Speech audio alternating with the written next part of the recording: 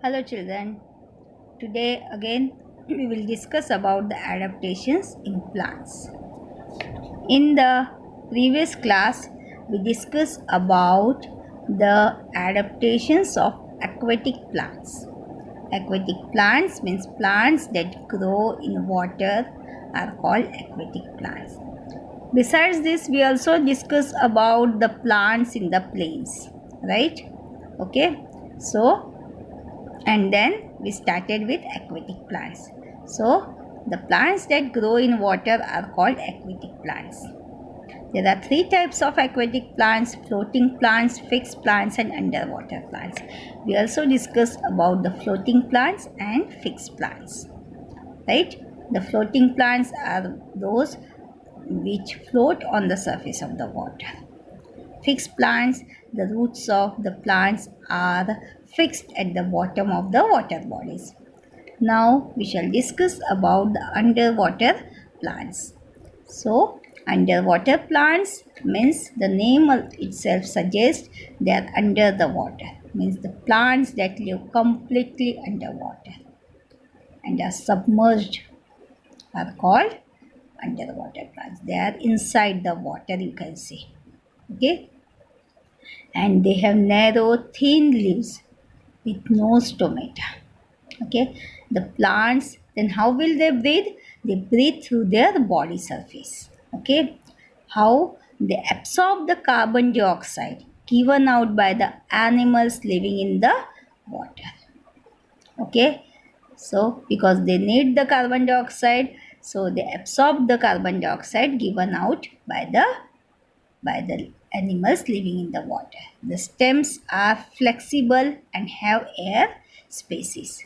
Okay, so this is how the underwater plants they live under the water surface. And the examples of underwater plants are hydrilla and tape grass. Okay, I'll show you the pictures so that you can understand it well. See here, this is hydrilla and they are under the water. Okay, and you can see they have narrow thin leaves. Okay, very thin leaves, and so there is no stomata on their leaves. So this is the picture of hydrilla plant, which is underwater plant. Another is tape grass. See, plants absorb the carbon dioxide given out by animals living in the water, and stems are flexible and have air spaces. Okay, so this is an example of underwater plant. Okay, another important type of plants I want to discuss, that is insectivorous plants. Now what is insectivorous? Insectivorous means the plants which eat insects. Okay, plants that eat insects. Yes, you heard it correct. So, why this happens? Let us find out. Some plants grow in soil that is poor in minerals. So, what shall they do? They trap and eat insects. Okay, so they are called insectivorous. Why? Because they eat insects. And the examples of the insectivorous plants are the Venus flytrap and pitcher plant. Okay, I'll show you the picture and the mechanism how they eat the insects, how they trap the insect and how they eat the insect. Okay, so some plants that grow in soil that is poor in minerals, they trap and eat insects, and such plants are called insectivorous plants. So I'll show you the example. This is the Venus flytrap. You can see very clearly the picture. See the leaves that are folded in half. You can see on your left side the Venus flytrap plant, and it has leaves that are folded in half. So what happens, you can see on the right side, when an insect sits on the leaf, okay, the two half of the leaves closes shut, means they shut like a door.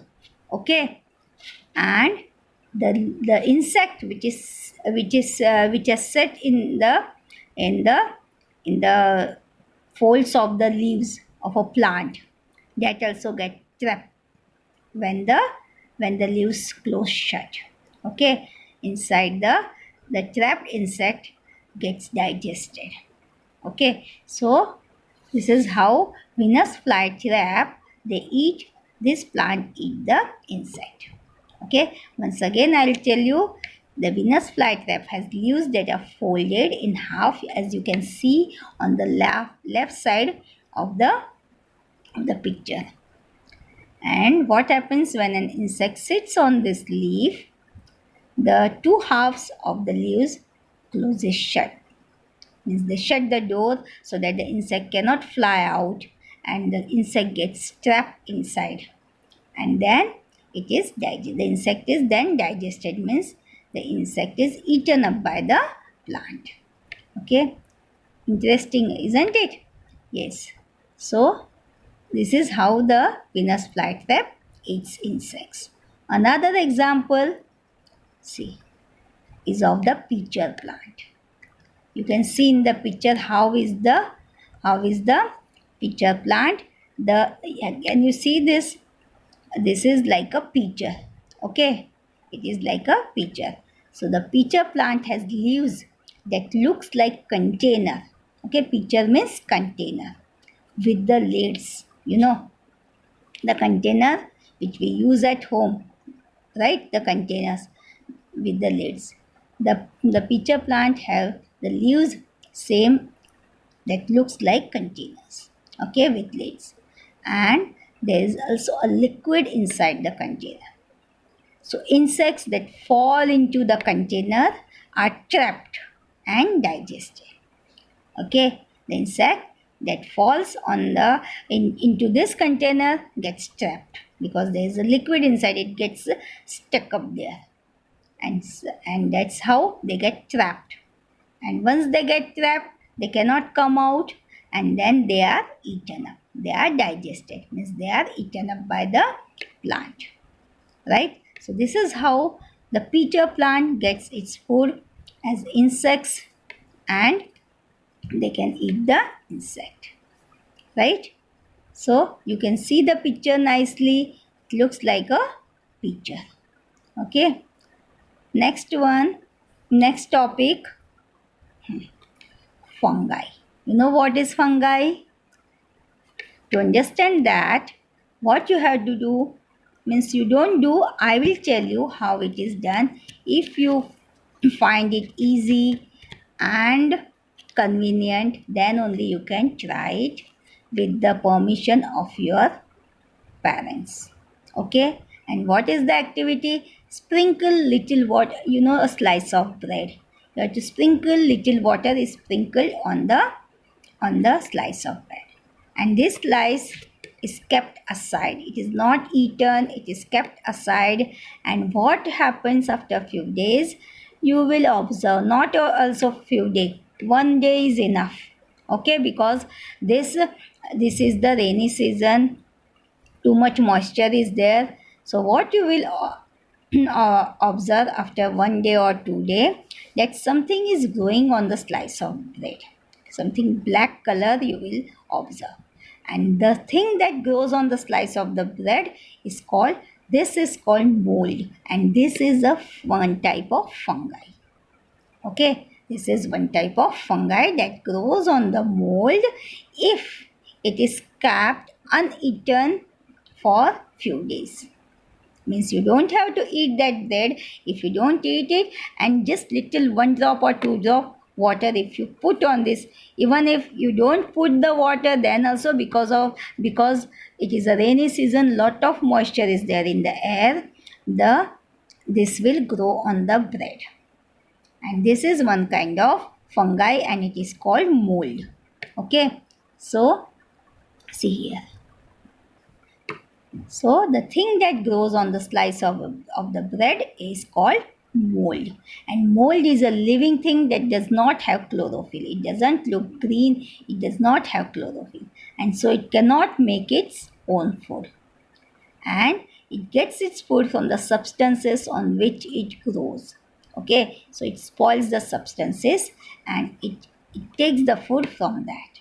It is non-green, it cannot make its own food, and it is a one type of fungi. Another fungi is mushroom. Okay, molds and mushrooms are examples of fungi. You know mushrooms. So fungi get their food from plant or animal matter on whatever they grow. I'll show you the picture of mushroom also in the previous chapter of how plants make food. In that lesson also, in that chapter also, I have shown you the picture of mushroom in non-green plants. Okay, here also I'll show you. See here, it is the mushrooms. So it is also one kind of fungi, and here is the mold on the bread, that is also one kind of fungi. Okay, and they derive the food on which they grow. So I hope you have understood the lesson well, and now you can revise it further and understand it in a better way. So here I'll stop my today's lesson. Okay, on the next in the next period we will do the revision of this lesson. Thank you.